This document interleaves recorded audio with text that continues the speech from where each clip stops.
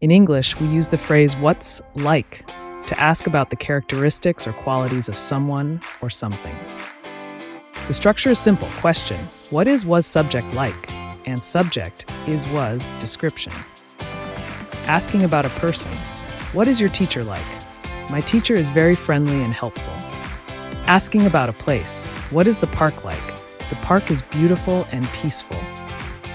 Asking about an event: what was the party like? The party was exciting and fun. You can use what's like to ask about many subjects, including people, places, and things. What is your best friend like?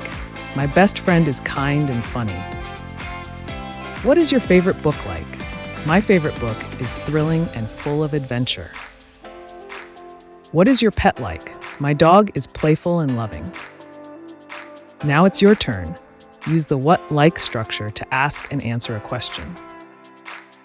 Using like is a great way to learn more about people and things around you. For more grammar and vocabulary tips, follow me and subscribe. Thanks for watching.